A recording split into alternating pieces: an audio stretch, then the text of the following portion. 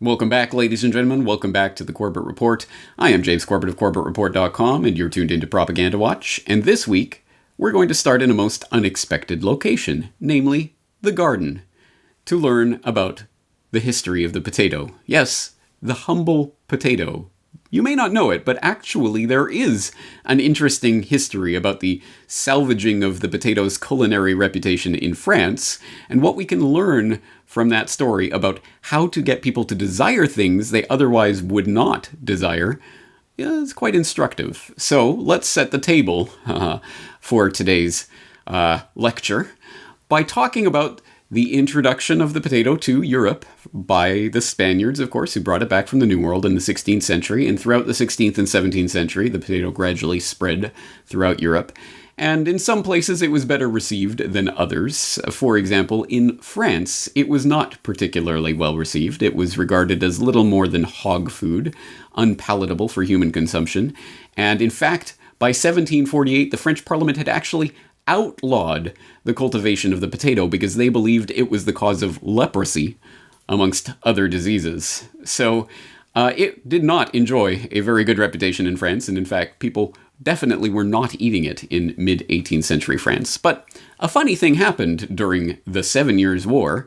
An army pharmacist by the name of Antoine Augustin Parmentier, does that name mean anything to you? If you're a cook, it might. He was captured by the Prussians during the course of the 7 Year War, and as a Prussian prisoner, he was forced to eat the Prussian diet, which included potatoes, the dreaded potato. And in fact, that's another interesting thing. Just as the French Parliament can outlaw the cultivation of the potato, you would be a criminal if you tried to grow a potato in 1750s France. Well, actually, the exact flip side of the coin in Prussia, where King Frederick II had mandated the cultivation of the potato. All peasants had to cultivate potatoes under the reign of King Frederick II. So government can tell you what you have to do, what you cannot do, what you have to eat, what you cannot eat. And it's literally just walking across an imaginary line on a map makes that difference. Anyway, so as a Prussian prisoner, Parmentier was forced to eat potatoes and found, well, actually, humans can eat potatoes. Maybe I've been lied to all my life. And in fact, that information served him well when he got back to France after the war, and he was doing studies and came up with the idea of using potatoes to feed patients who were suffering from dysentery. And that idea was not only accepted and lauded and actually won him a prize, but it gained enough acceptance that, in fact, the ban on potato cultivation was lifted in 1772, due in no small part to the part that Parmentier played in making at least the medical and scientific community aware that potatoes really were fit for human consumption. But then there was a problem. Okay, the peasants are now allowed to cultivate potatoes, but no one wanted to. Again, it was still regarded essentially as hog feed, which I find interesting because I was actually, a little true story, on my way to buy this particular potato for this particular video. Yes, don't say I don't do anything for you guys. I bought a potato for this video.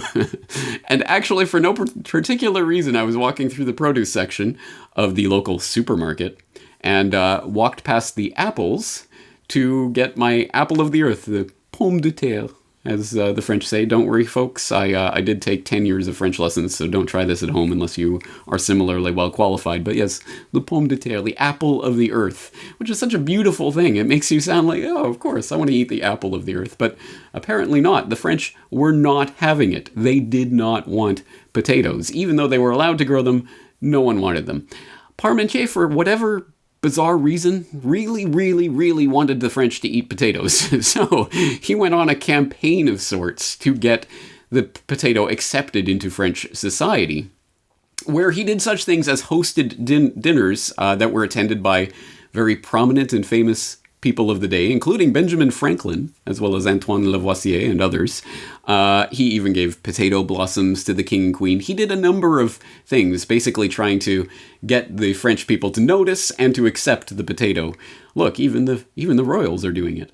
But here's a particularly interesting anecdote from that time period. Around Parmentier's own personal potato patch at Sablon, he posted armed guards during the day to guard the potatoes and then withdrew the guards at night so that people could come and steal them.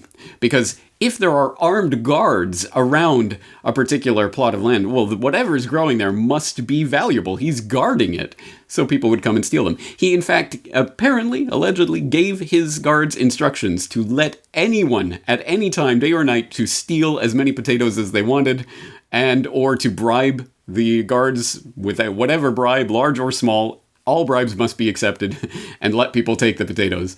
The whole thing was, of course, just a ruse in order to get people to desire the potatoes. What do people desire more than something that they can't have? They post guards around it. Oh, this must be such a valuable thing. Well, I'm going to get some for myself. And I don't know if it was just that trick, or the combination of all Parmentier's tricks, or the fact that Louis XVI actually himself gave a personal stamp of approval to the potato shortly before being beheaded.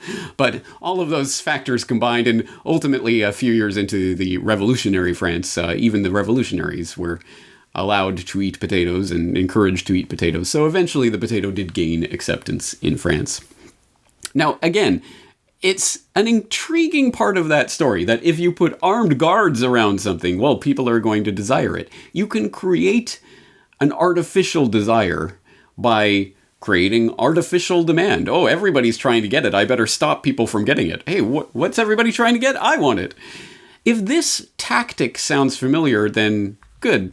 Extra points for you. You are probably hearkening back to episode 191 of the Corbett Report podcast, which was originally posted back in 2011, although video editor Brock West did do an update last year that was posted to the Corbett Report Extras channel, where I went through this tactic of creating artificial scarcity in order to create very real demand, or the impression of artificial demand, which creates real demand. And I talked about that at some length, and I talked about the various ways that was implemented, from the lowly McRib. Oh, it's only available for a special select short time, guys. We better get it while it's here. All the way up to much more insidious tactics, like the tactics that have been used to sell the public on things like vaccines. Good morning, Rory Lanceman. I'm a member of the New York State Assembly. We had a 12-hour hearing on H1N1 earlier this week, and much of it focused on the mandatory vaccination that the New York State Department of Health has ordered of almost all healthcare workers in New York State. And I was wondering if you could offer an opinion on whether you think such a policy is effective and sound. I have a very strong opinion, and that is, I think that's appropriate. It's an interesting question, though. Would you be against mandating? Well, I think this is very interesting because, I mean, especially for the healthcare worker example, I mean, there are many, many good reasons why healthcare workers should be considered immunization for their own safety, but also to protect and first to no harm to the patients that they are treating. Having said that, does it work to mandate? I think what would work better would be to say that there was a shortage and people tend to line up more for something that's in demand. We saw that there was one season where really people lined up all night to get a flu shot, and I mean. Well, there is a shortage, so. No, actually, because we thought we were going to need 2 doses per every adult, and it turns out we only need 1 dose. So actually, we have twice as many doses and enough for the whole population at this point. Trista Albert was hoping to get a flu shot today. Yeah, it was too much. With 2 little ones, I can't wait in line for hours, and I think it's worse to stay out in the cold. Albert saw the crowds, turned around, and left. Calgary's H1N1 vaccination clinics opened for the first time this morning at 8:30, with long lineups at all 4 sites. And there's 4 places for 1 million people in Calgary to get an immunization shot. Surely we could do better than that for 1 million people, 1 in each quadrant. Being this is such a dangerous flu, I would say definitely they should have had many more clinics. A city of 1 million people and there's only 4 clinics. I'd like to know what Brainiac decided on that. Oh, my dear confused fellow Calgarian, yes, you may scoff at the brainiacs who didn't quite plan on all this demand for the flu vaccine, but I think you've been played in all of this, and that's precisely the point. Putting up armed guards around a potato field to make people believe that the potato is very valuable, and therefore I want it. Or, as it were, making sure there are big, long, visible lineups for that flu vaccine to make sure everybody knows everybody wants the flu vaccine. Have you got yours yet? Oh, it's such a simple trick, but it is exceptionally effective time after time after time. And if you do not know about this trick and are not on guard for it, it can be used against you. So I will wholeheartedly recommend people who haven't seen that podcast or heard that podcast, go check it out, episode 191 on how to spin gold from straw. Again, it's very simple, but very devastatingly effective. And if we are not aware of it, we cannot be on guard against it, because it has been and will be used to sell us things we don't need and things that can actively do us harm time and time and time again. And eventually it will be used to sell us on all the googads and gadgets of the technocratic police state that make us literally buy the things which are tying us into the grid, the surveillance grid that we are being chained to. Alexa, order me a dollhouse! It is nonsense, but it works. So, think about that the next time you enjoy a potato. Food for thought. How do you like them apples? James Corbett, CorbettReport.com.